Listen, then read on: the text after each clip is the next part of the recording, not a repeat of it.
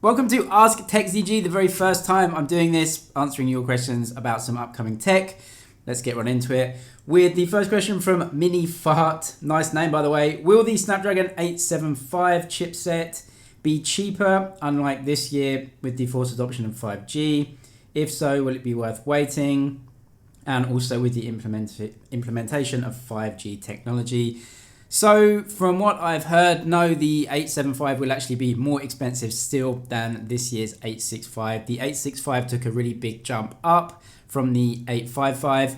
We may see a smaller jump in the price, but from what I've heard, it is going to be more expensive. New technologies are always more expensive than older ones. Is it worth waiting for? It's going to be an iterative upgrade like most times, maybe 5-10% better performance overall, maybe a little bit more. So maybe 865 second half phones next year, maybe a little bit more affordable than that. And our next question from Wilfred, very cool avatar by the way. A&W root beer is one of my favorite drinks. Has Samsung acknowledged the Exynos Snapdragon performance discrepancy? Any plans to improve moving forward? No, they haven't acknowledged any difference. They have said time and time again that they don't think there's any difference between those chipsets in their tests, which is just obviously false. There is a difference. The battery life and the peak power are worse on Exynos chipsets. They will never admit that though.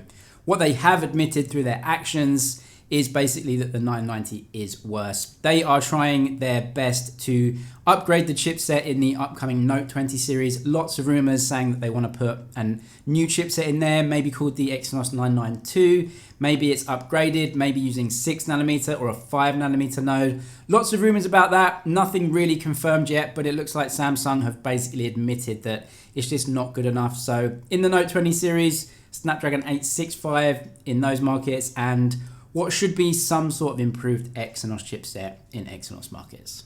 Hello Nicolas, so he says, will the Redmi K30 Pro zoom be released in an international version? I'm not really sure. The K30 non-Pro zoom has been released internationally as the Poco F2 Pro in Europe, coming to some other markets quite soon as well.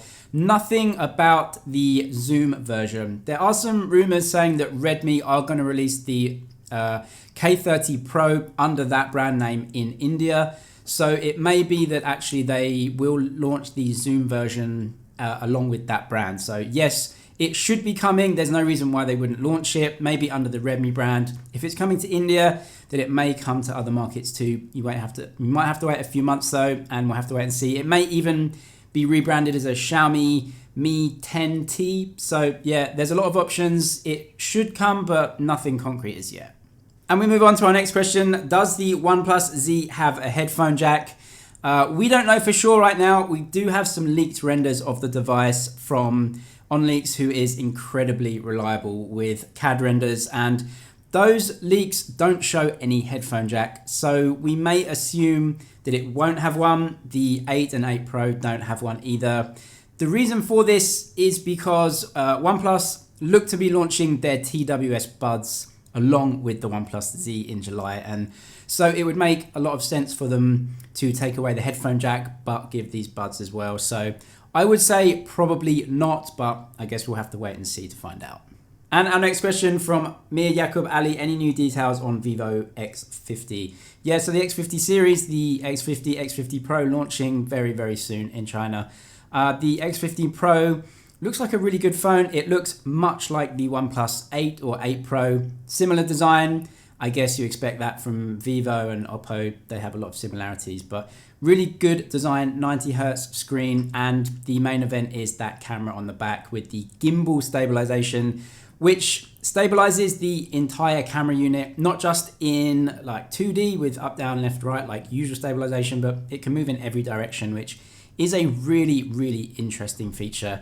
My favorite part of a smartphone definitely is the camera. That is really interesting for me to get super stabilized images from video.